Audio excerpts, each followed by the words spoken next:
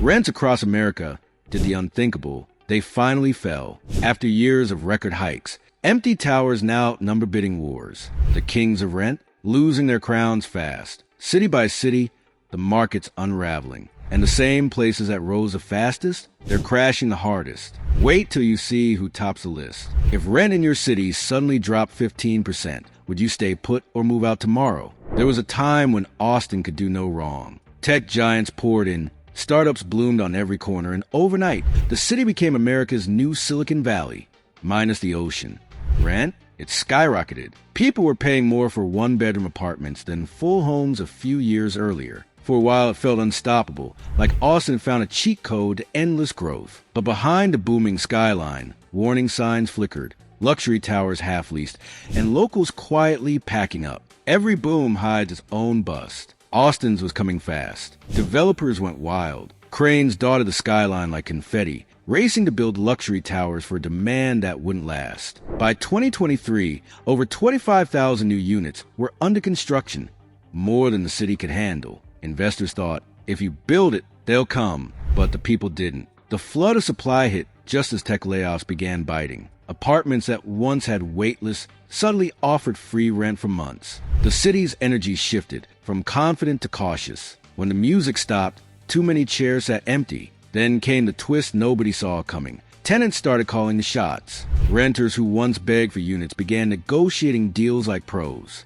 Landlords who'd laughed at discounts were now offering gym memberships, free parking, even lower deposits. For Austin, this was a shock to the system. The balance of power flipped almost overnight. People realized they didn't have to settle anymore. That apartment they couldn't afford last year, suddenly within reach. The city wasn't collapsing, it was correcting. But for landlords, it felt like free fall. By early 2025, the mood in Austin was unrecognizable. Those shiny new towers stood quiet, their rooftop pools empty under the Texas sun. The once hyped Tesla effect faded as tech hiring slowed. Rent dropped nearly 10% year over year, a number unthinkable just months before. Some called it a reset, others a reckoning. Yet amid the slowdown, a strange calm settled in. Locals finally saw a city returning to reality, where living didn't feel like a luxury sport. The boomtown had grown up, and the story was just getting started. Phoenix had a swagger that felt unstoppable. For years, it was a desert dream, cheap land, sun-soaked views, and Californians flooding in with big city paychecks.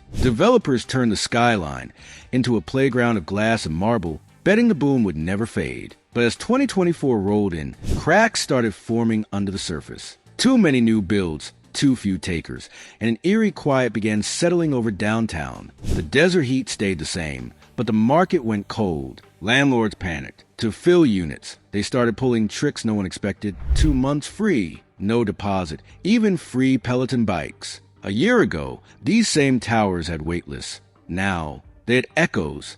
Rents fell nearly 8%, and investors realized Phoenix's gold rush had been built on sand. The hype wave had crashed, and everyone was scrambling to stay afloat. The story didn't end there. As vacancies rose, longtime residents who fled the city years earlier started trickling back. They found deals that felt unreal, luxury apartments at pre-pandemic prices. The locals had the last laugh, watching speculators who'd flipped condos for profit, now begging for tenants. In Phoenix, the dream didn't die, it just got cheaper. What made it sting most was the irony. Phoenix had been sold as a city that couldn't lose. And yet its biggest strength, rapid growth, became its undoing. When the tech transplant slowed, the city's foundation cracked. What's left now is a quieter, humbler skyline, where reality finally caught up with the hype. Then came Tampa, the Florida fantasy that once looked invincible. Everyone wanted a slice, investors, retirees, and remote workers chasing sunshine.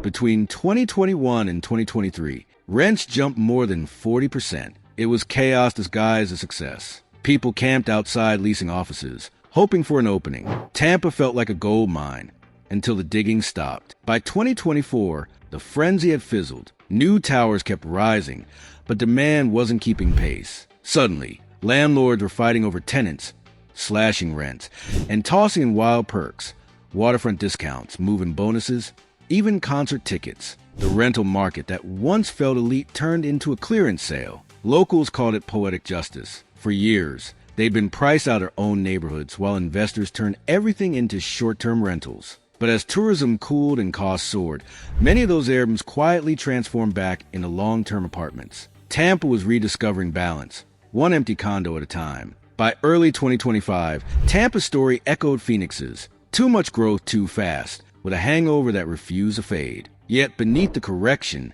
something refreshing was happening. Affordability was creeping back. For young families and remote workers, Tampa was once again possible. The bubble had burst, but the city still glowed, just a little less blindingly. Atlanta's rise was pure energy, cranes everywhere, the skyline glowing like it had something to prove. Startups, fintech, and film all collided to make it the new Southern Gold Rush. Rents soared faster than the highways could expand, and everyone wanted in. But by mid-2024, something shifted. The newcomers slowed, the jobs cooled, and for the first time in years, for rent signs started reappearing across Midtown. The magic hadn't vanished. It was just losing its glitter. Developers tried to play it cool. They claimed it was a minor adjustment, but inside they were sweating. Apartment inventories climbed 20% in less than a year, and tenants suddenly had leverage again. Renters who'd once settled for tiny studios in crowded high-rises were now getting full amenities, rooftop pools, smart locks, gym memberships, for less. Atlanta's renters had been squeezed for years, but now they were finally exhaling. And just like that, the city's confidence turned cautious. Influencers who bragged about luxury penthouses were quietly downsizing. Coffee shops once filled with digital nomads buzzed a little less. People weren't leaving Atlanta. They were just being smarter. The dream didn't die. It adjusted. And in that recalibration, the city rediscovered something rare: humility. Still, the slowdown didn't erase Atlanta's spark. The city remains a creative magnet. It just learned the hard way that even the South's crown jewel can't defy economics forever. With new supply flooding the market and tenants negotiating like pros, the skyline might look the same, but the game has changed. Dallas had swagger, not the loud, showy kind, but the corporate confidence that comes from booming oil money tech hubs and transplants chasing big careers. It became Texas' ultimate brag, more affordable than California, fancier than Houston, and busier than ever. Developers couldn't build fast enough, but by late 2024, that speed came back to bite. The towers that were supposed to symbolize progress turned into silent reminders of oversupply. Tenants weren't fighting for leases anymore. Landlords were fighting for tenants. The shift was quiet at first. Rent cuts disguised as limited-time offers, luxury perks no one had asked for, desperate renewal incentives. The city's economy was strong, but its rental market was exhausted. Every new high-rise downtown meant another round of discounts. Dallas had built too much, too soon, and when the demand cooled, the empire began to wobble. Even the high-end neighborhoods like Uptown and Deep Ellum started seeing price drops. In a city that once prided itself on resilience, that was a wake-up call. But Dallas didn't crumble, it adapted. The fall of overpriced rentals led to something new: smarter deals, fairer terms,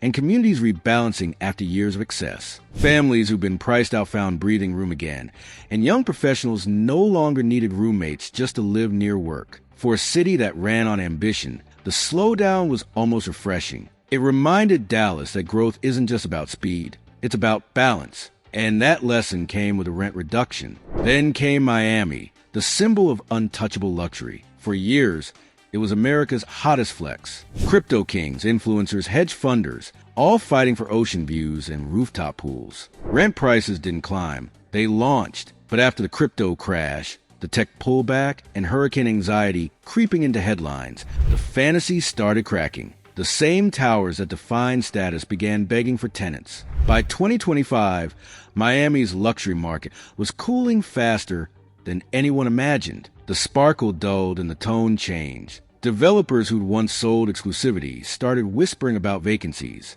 Entire floors in Brick Hill sat half empty, and incentives became the new marketing strategy. 6 weeks free, oceanfront discount, even furnished for free, unheard of a year before. The market wasn't dying. It was detoxing from a decade of excess. Miami had gone from scarcity to saturation, and no influencer filter could hide it.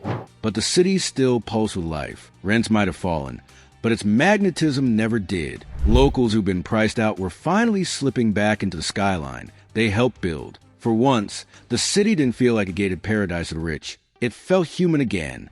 Miami was still magic, just with fewer Lumbos in the driveway. and more families by the water. The sun hadn't set. It had just cooled a little. San Diego had always been a calm cousin to Los Angeles. Sunshine, surfboards, and stability.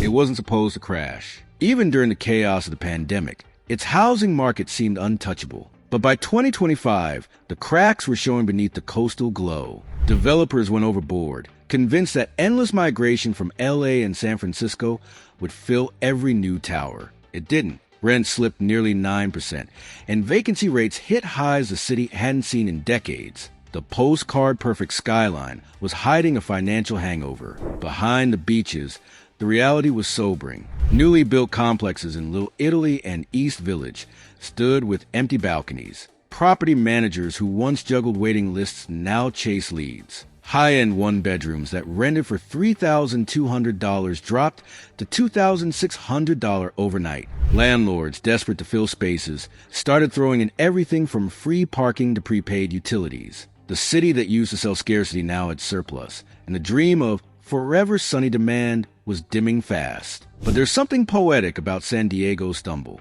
It wasn't failure, it was correction. Locals who'd been pushed out of their own neighborhoods were finally finding breathing room again. The city's pace, once dictated by speculation, began to feel grounded. For the first time in years, San Diego felt less like a real estate fantasy and more like a place to actually live. The waves kept rolling in, but the greed had finally rolled out. New York City, the empire that never fell until now. For generations, it was real estate's final fortress. No matter the crisis, financial, viral, or political, demand always came roaring back. But in 2025, even the city that never sleeps is waking up to something new. Silence. Manhattan rents have tumbled 12%.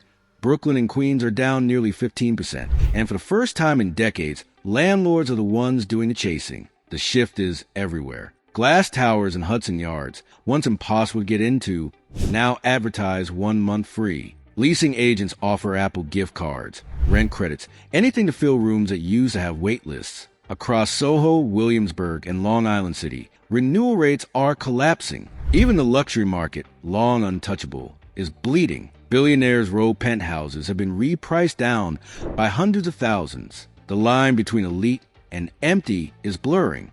What caused it? A perfect storm.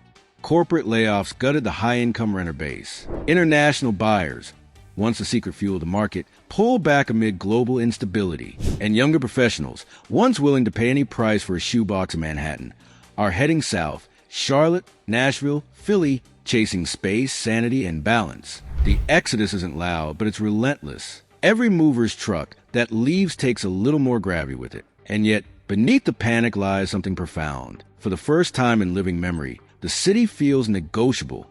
Renters are regaining leverage. People who never imagined living in New York now have a chance. The empire of rent hasn't fallen. It's leveling. The skyline still gleams, but this time, it reflects a quieter truth. Even the city built on ambition has limits. And maybe that's not collapse.